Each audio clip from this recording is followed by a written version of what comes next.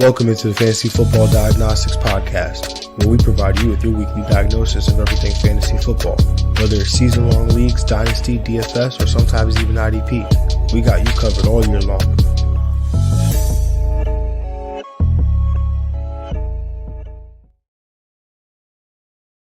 Let's do it. Let's get to it. Welcome into the Fantasy Football Diagnostics Podcast. I'm your host, Jon Jeune. It is Tuesday morning, 7:07 a.m. Eastern. Recording here live. I'm sorry for being on here 7:07. Had some technical difficulties with my computer this morning, so forgive me for that. But happy to be on here with you guys. Happy to be here talking some off-season type discussions in terms of fantasy football and the NFL landscape. We've had quite a few changes around the NFL. We've had 7 coaches fired since the start of the 2024 NFL season. We've seen 6 of those spots become filled with new NFL head coaches. The only spot still remaining is the New Orleans Saints. Now, we obviously, unless you've been, isolated or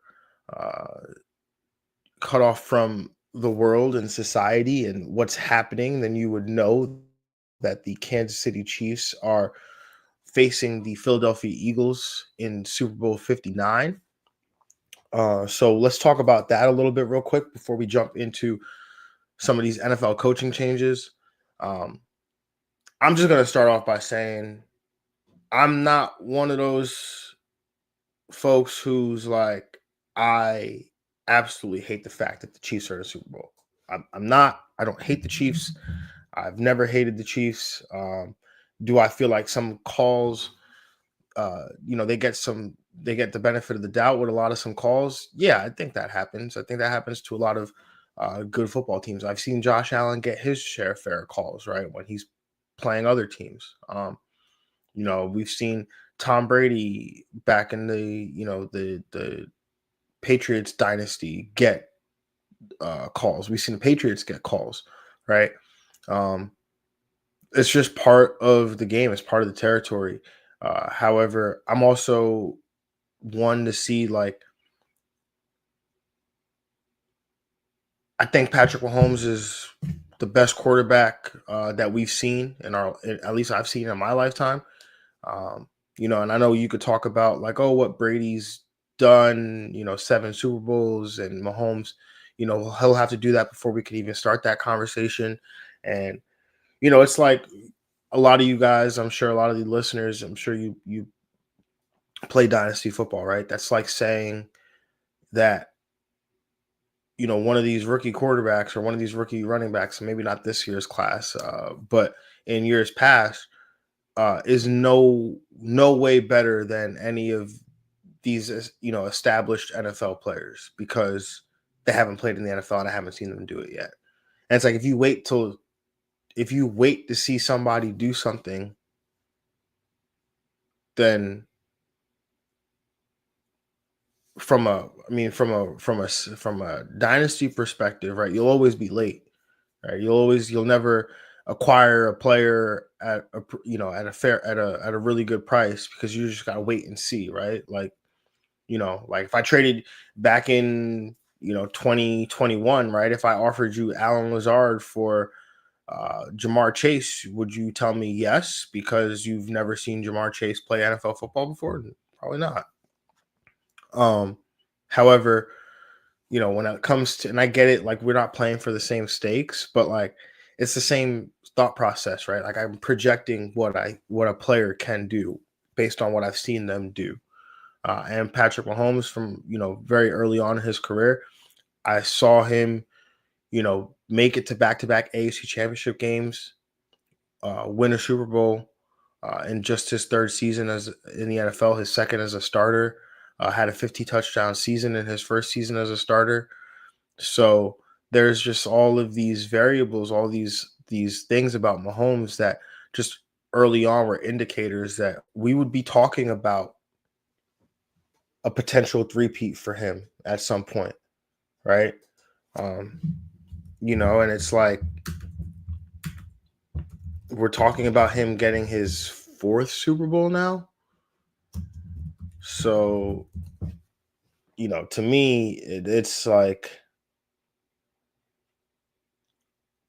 yeah, it's this is. I mean, just enjoy what we're seeing from Mahomes right now. But let's talk about the game, right? The Philadelphia Eagles, they are technically the home team here, but they're 1.5 point dogs against the Kansas City Chiefs. This is a Super Bowl rematch from Super Bowl 57 as these two teams faced off, uh, just 2 years ago back in the 2022 season. Um,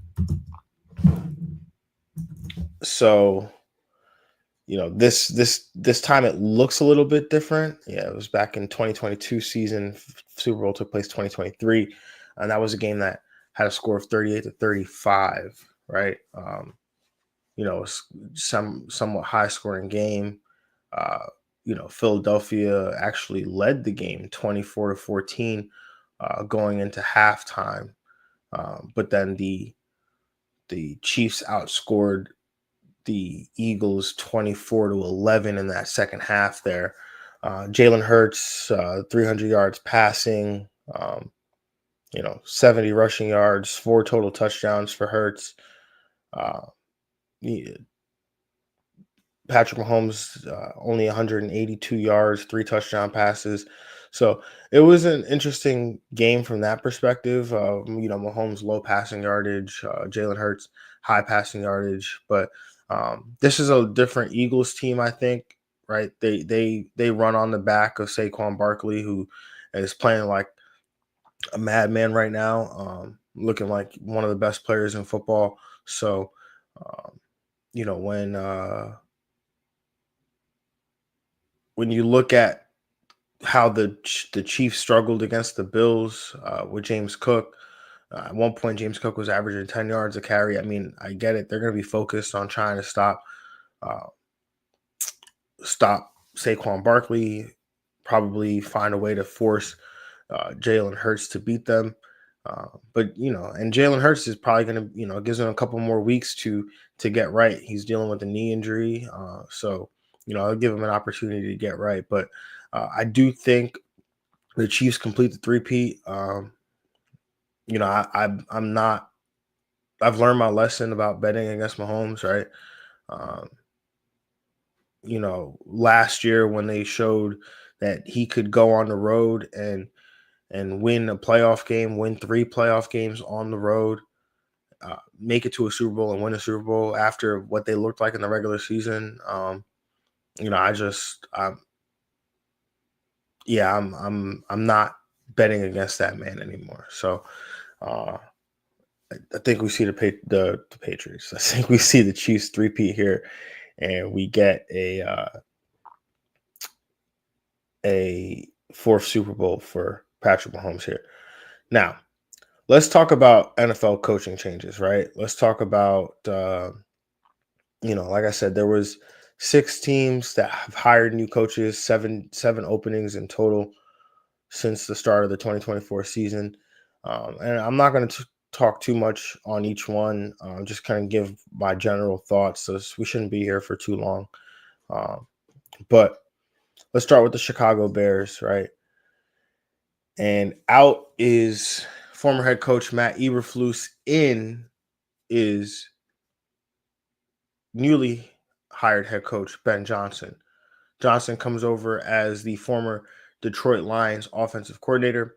He's been known for being innovative and creative, and comes to the Bears staying in the division here for a job he supposedly desired, because they have the former number 1 overall pick in Caleb Williams at quarterback.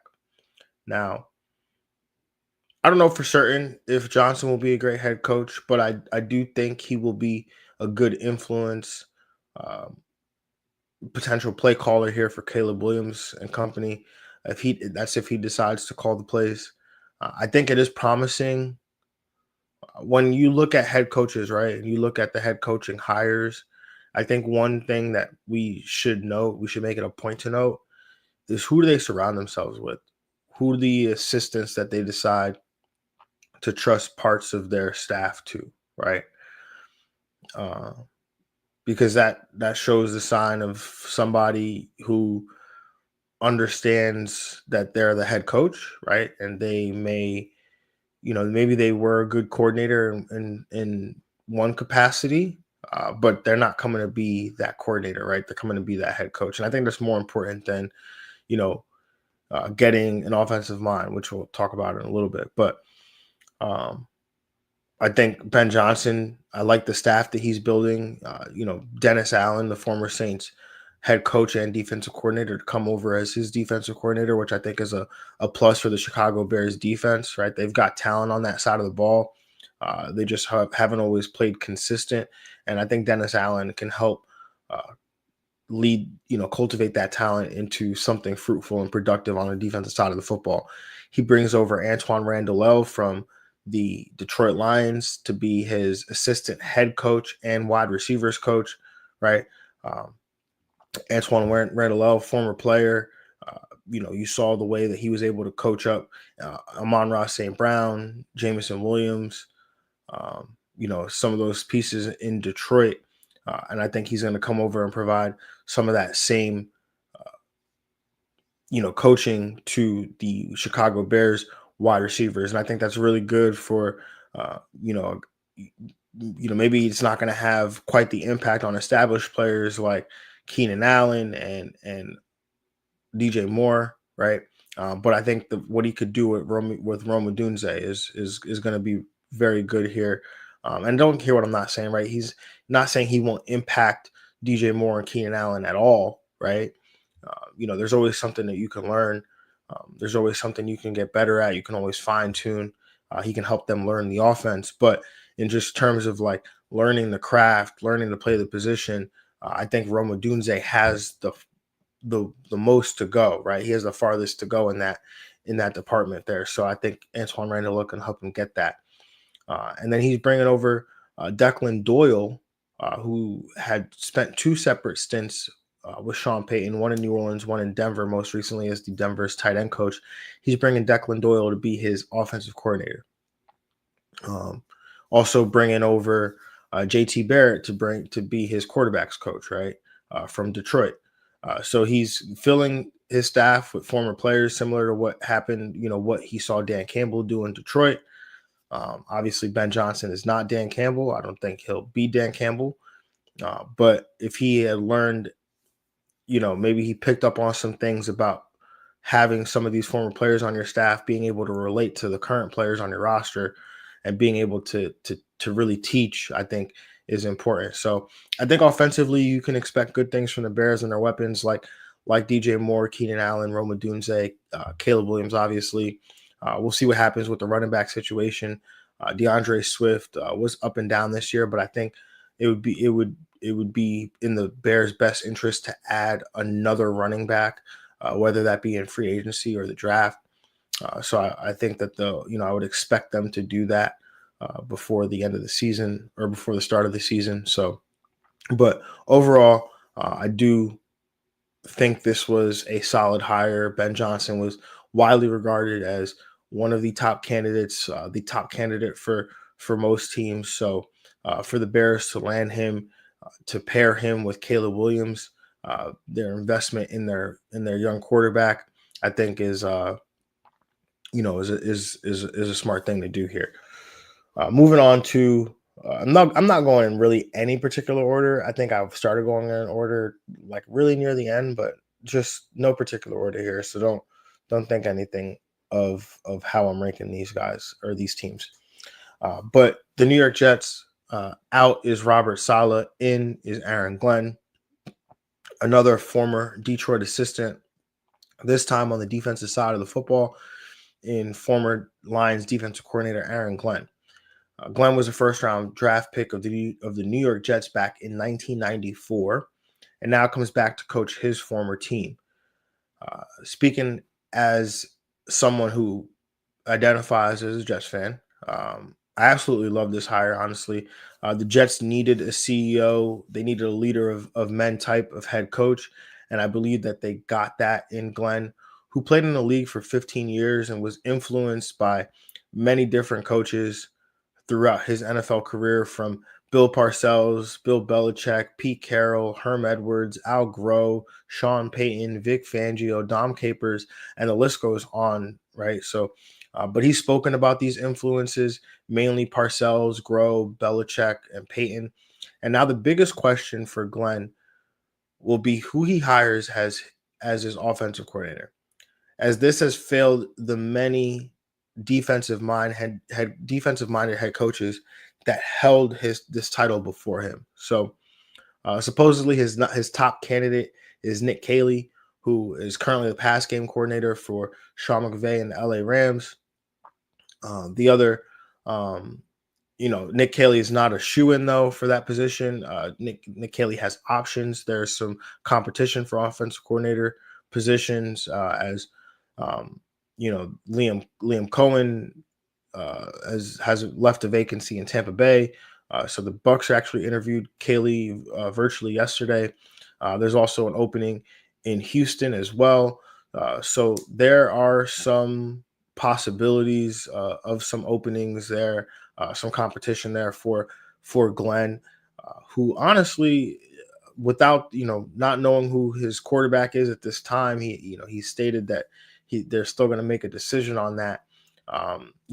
It's a harder sell to an assistant to manage this Jets offense, this one that struggled and has a stigma about it, versus taking a Bucks job where you have Baker Mayfield and you've got um, Mike Evans and Jalen McMillan and Bucky Irving, and you've got Chris Godwin coming back from injury, possibly.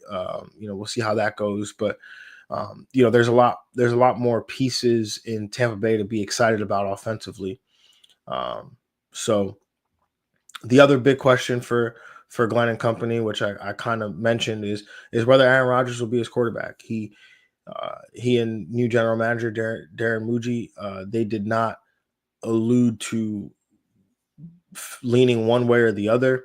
Uh, they said that it would be a decision when they look over the roster, and it wouldn't be an Aaron Rodgers decision. It would be a roster decision, and it's going to be based on football. It's a football decision. So, we'll see what happens. Honestly, uh, I'm of the frame of mind, like, I don't want to see Aaron Rodgers play for the Jets anymore, but at the same time, it's like, if they don't, then who's going to be the quarterback? And at the same time, it's like,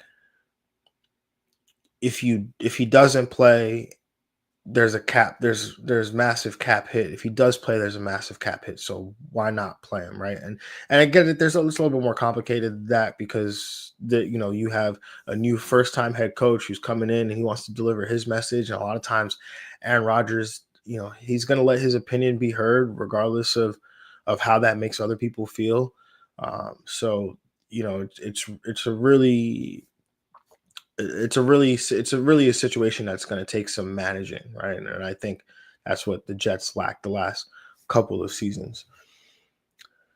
Now, moving on to the New England Patriots staying in the division. Out is Gerard Mayo. In is Mike Vrabel. And I think Vrabel, for me, was the top candidate in this head coach cycle, given that he's been a head coach and you know exactly what you're getting with Vrabel as the CEO type who instills toughness and physicality in his teams. His teams play with that mentality. They play with that attitude. They're disciplined. Situational football, game management, I think, is a strength for Vrabel. So when you look at those things, I think he was the top coach on the cycle, and he brings along Josh McDaniels as his offensive coordinator, which again, McDaniels' third stint here with the Patriots probably will lead to another failed head coaching job, but I say that in jest. But anyway, McDaniels has shown to be a very good offensive play caller, a very good offensive coordinator, and so I think he should help elevate the play of Drake May, who did have a solid rookie season. So I like this hire for Drake May. I think it's all in all a very good hire by the Patriots to get Vrabel here to bring along McDaniels, and it gives us 5 NFL head coaches, current NFL head coaches that played for the team that they are currently coaching. Right, Mike Vrabel with the Patriots, Aaron Glenn with the New York Jets, Dan Campbell with the Detroit Lions, D'Amico Ryans with the Houston Texans, and Jim Harbaugh with the LA Chargers, who at the time were the San Diego Chargers. So that's really cool. At least it's cool for me to see. I don't know how you guys feel about it, but the 3 that I remember the most were D'Amico Ryans, Mike Vrabel, and Aaron Glenn. It's good. It's really cool for me to see, honestly. And if you're a fan of football, I think you like it too. Moving on to the Jacksonville Jags, and this is where things get a little funky as far as head coaching hires.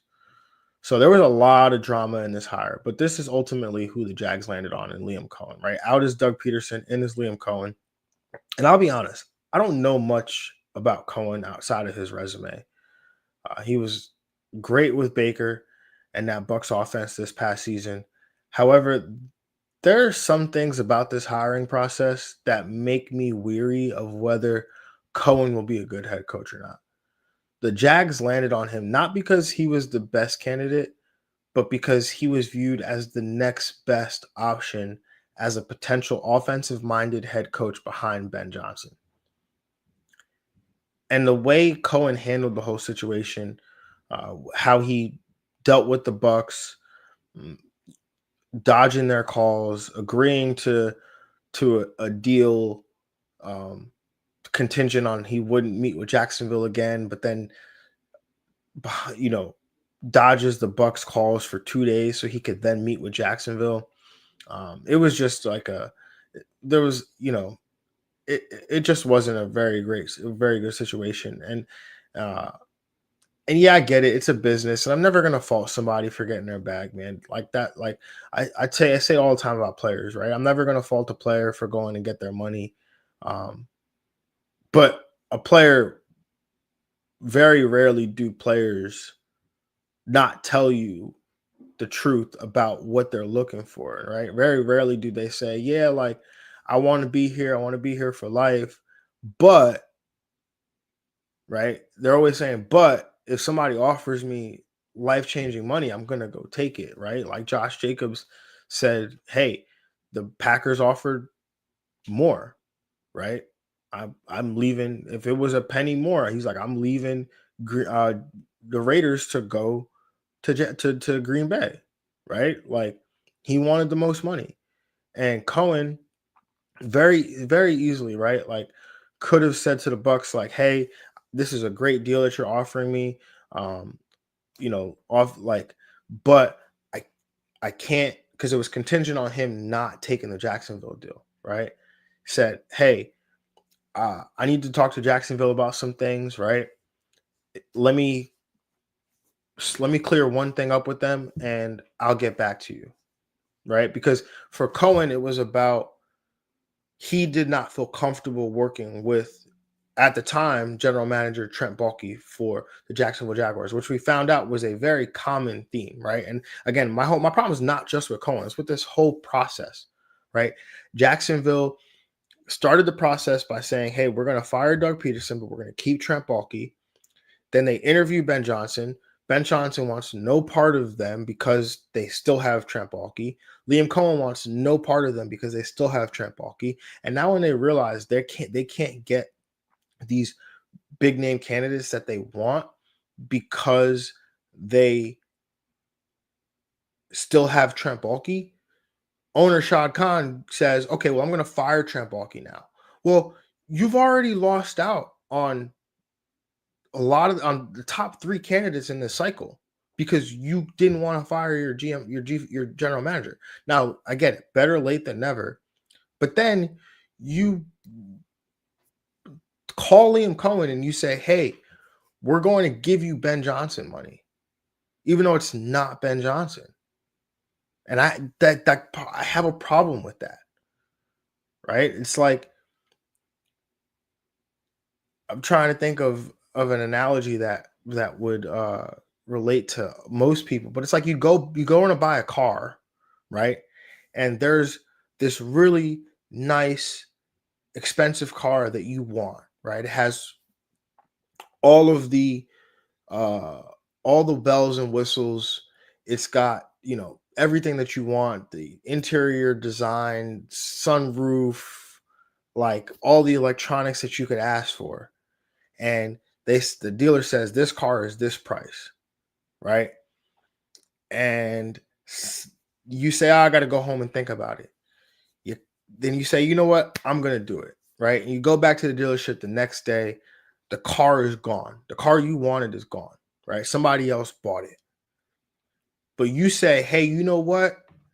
I was going to spend this money anyway, so let me go buy this other car that doesn't have all the things that I want.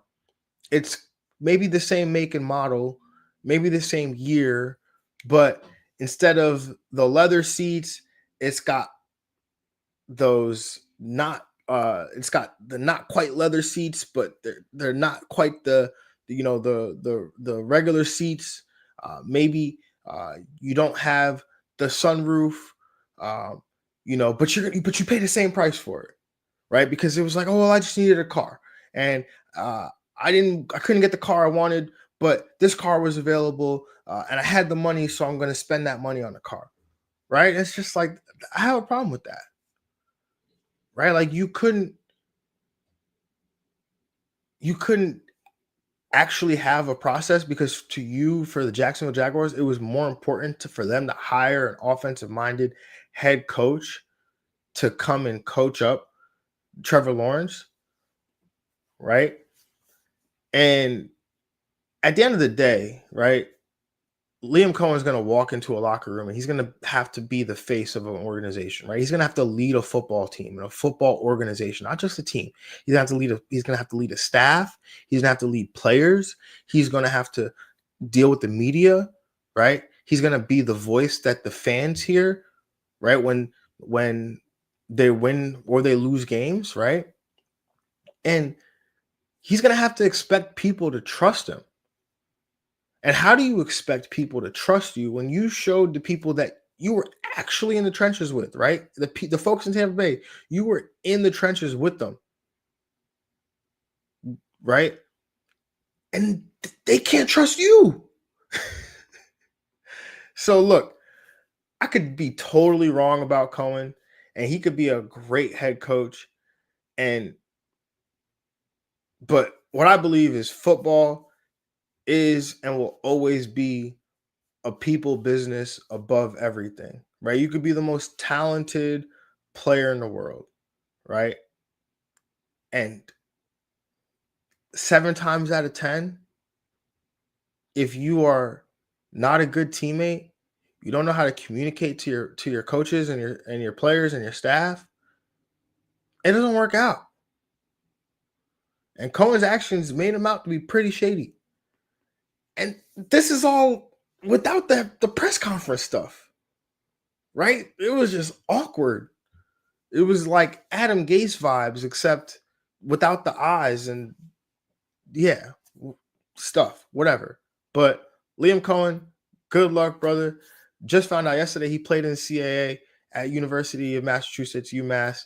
Uh, I would say we had a little rivalry back in the day, but we were not very good at Northeastern. So um, we almost beat them, though. We did almost beat them that year. But apparently he holds like 6 career passing records at UMass. Pretty cool stuff. But I don't know. I have no idea if he's going to make it. Anyway, let's talk about the Las Vegas Raiders. Out Antonio Pierce, in Pete Carroll.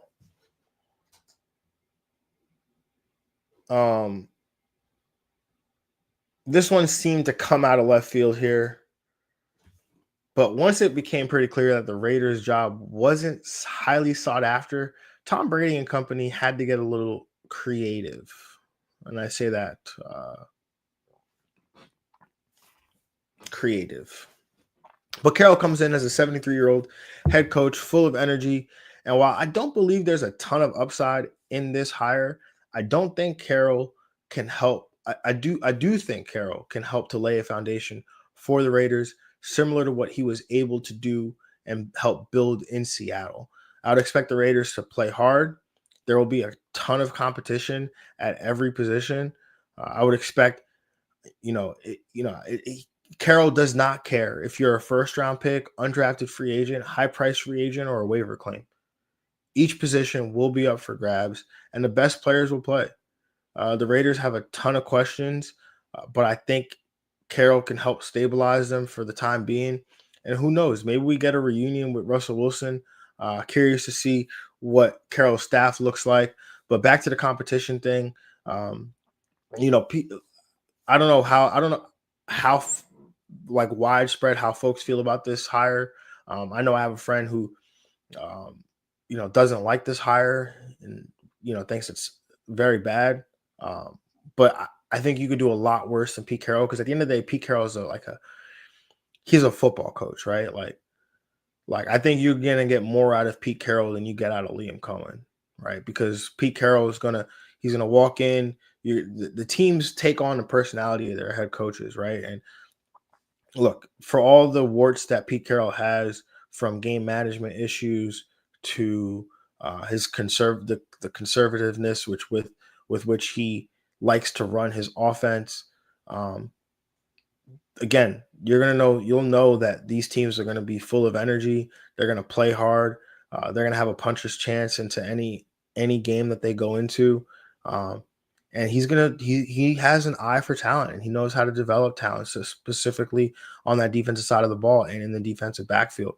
So I think the Raiders, it's gonna be, it's not gonna be all sunshine and rainbows for the Raiders, but I think there will definitely be some good moments here for the Las Vegas Raiders over these however long Carroll decides to coach. But to me, I see this as like a, a 2 year a 2 year bridge where Carroll is here as the head coach here for at least 2 years, and that gives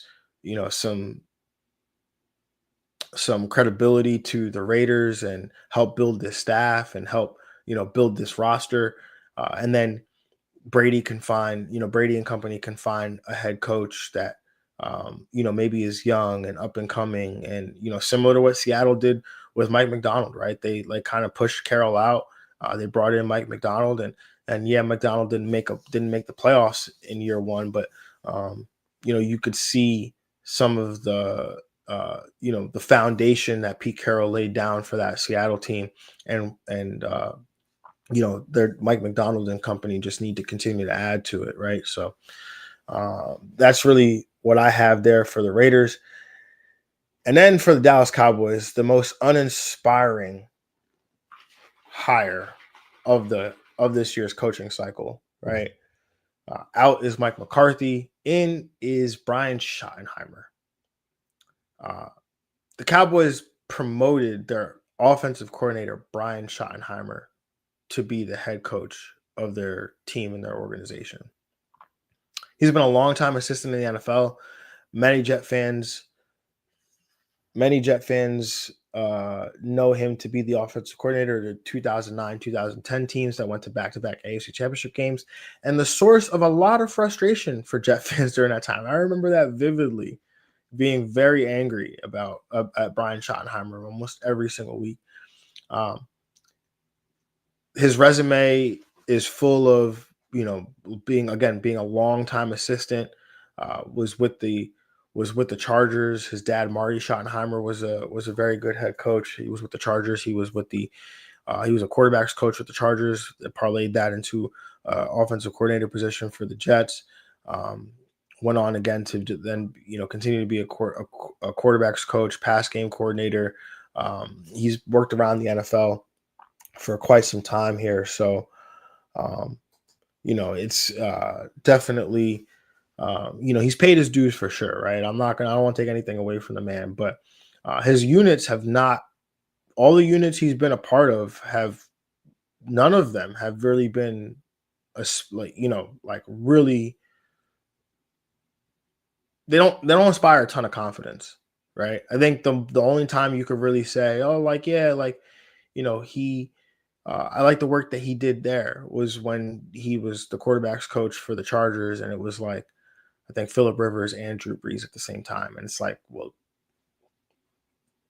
both those guys probably going to go on to the Hall of Fame, and is that because you coached them, or did you just happen to coach them early on, right? Like, or were they going to be, that I mean, obviously Drew Brees, a lot of that happened with Sean Payton and stuff, but um, yeah, it's just to me, I find this to be very uninspiring. It's like it feels like the Cowboys got stuck playing a game of musical chairs and got left without a chair, and so this hire has very little upside in my opinion, but we'll see how it goes. It's almost like you can't find a date to prom, and then your parents are like, "Oh, just take your cousin."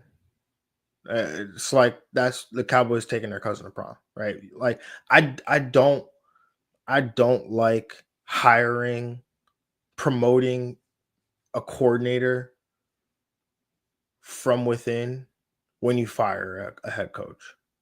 Like I don't. There's things I don't like about that. Um, a lot of players they often have resentment. Um, you know, when a head coach is fired, right? They have a relationship with that coach. They felt like that coach maybe was did wrong, um, and especially when it's a coordinator who's been on one side of the ball, right? Um, and again, I'm talking about fire. I'm not talking about a guy like he willingly retires, right? And he leaves and then they promote from within. That's a little bit different to me. Comes with different emotions, right? But I'm talking about a situation where a guy gets fired and they promote from within, right? Those defensive guys, they don't have a relationship with Brian Schottenheimer, right? I mean, they have a little bit of a relationship with him. Maybe they there's competitive banter that goes back and forth. They probably are like, oh, shoddy when they see him in the hallway type thing. But they don't have like a relationship with Brian Schottenheimer. And so, they probably look at him differently, right? And some of the offensive guys, maybe uh, they'll look at Schottenheimer differently now that he's the head coach, right? And are you gonna are you gonna repeat like McCarthy's messages to these guys, right? Like the things McCarthy used to do. It's like when Ben McAdoo got promoted as the head coach for the Giants when Tom Coughlin got let go. He was like, in honor of Coughlin, we're going to set the clocks back 5 minutes, because Coughlin was always like, if you're 5 minutes early, you're on time. If you're on time, you're late, right? And it's like, yeah, that's cool and all, but that's not you. That's Coughlin. That's not what you believe in. That's not who you are, right? And it's just like you can always pick and choose things of different coaches that you like and you appreciate and you want to emulate. Um, but at the end of the day, you got to be yourself. And if Schottenheimer can be himself, then great. But I don't know. And then he's also expected to continue to call plays. First time head coach gonna call plays. I don't know, man. We'll see. We shall see. Anyway, moving on to the last one of this head coaching cycle. The New Orleans Saints. Out is Dennis Allen. In is TBD, to be determined. The job is still up in the air, but right now, as of now, it seems like it's down to current Eagles. Sorry, I'm mixing up a pre workout type drink here. But it's down to current Eagles offensive coordinator Kellen Moore and former Cowboys head coach Mike McCarthy. Um, the Saints are an interesting job. Uh, they're they don't think they fired their GM. The GM is still there. I think that's part of the reason why some coaches are hesitant to maybe take that job. Uh, I think McCarthy wants it in a big way. He's got New Orleans ties there. Wants to keep coaching. Um, probably feels like he can do some good things with Derek Carr and Spencer Rattler. I think is promising young quarterback that I think teams would be excited to work with or coaches would be excited to work with. And then Kellen Moore, who's currently the Eagles offensive coordinator, also has some Dallas ties. He wanted the Dallas job really bad, actually. Uh, Former Dallas Cowboys offensive coordinator, uh, former Dallas Cowboys backup quarterback. So there's definitely some there was definitely some appeal there for from Kellen Moore, uh, but he has the opportunity to take the Saints job, which I think I would really like the Kellen Moore hire for the Saints. Uh, I think he's again he's an offensive minded head coach, right? So I'm trying to really watch how I say it or how I phrase it here. Um, I think he'd be good for those players on that offensive side of the ball. But again, it really comes down to who he would hire as his staff. But I think he's got enough exposure between, Nick Sirianni operates as the CEO type head coach. He was with Mike McCarthy for some time as well. Believe he was with. I think he's been with Mike McCarthy that whole time. But essentially, um, we'll see if he was able to learn something. But I do like him for that job. Mike McCarthy, I think would be an okay hire. I think the floor is the ceiling if you make that hire. Um, but we'll see. We'll see. But that is all I got. Thank you for watching, listening. If you're watching live on YouTube, Twitch, X, Instagram, um, if you are listening on Apple Podcast, Spotify, Google Play, appreciate you for jumping on. Appreciate you for listening. Make sure you hit that subscribe button. Make sure you hit that follow button. You can always follow me at the real Jon J _FF on social media. You can always follow the Fantasy Football Diagnostics Twitter account at FF Diagnostics on X as well. What is next, right? So, still working through the projections, trying to crank those out. So, want to at least get them done within these next few weeks so that we can start discussing them. But Senior Bowl practices are about to start kicking off. We're gonna have the combine in February. Um, and the next thing you'll know, it'll be draft season. So we'll be talking dynasty prospects. We'll be talking NFL free agency that's coming up in March. We're going to be, discussing the 2025 season in terms of the projections and things. And then we'll bring on some guests for sure, uh, to discuss some of these things as well in greater detail and get some different perspectives. But I'll see y'all in 2 weeks, right? It's the cadence every 2 weeks for now until something changes. We'll see if we'll keep going at 7 in the morning. Um, right now, I think we will, but we'll see how that goes. Until next time, y'all, have a good one. We'll catch y'all later. Peace.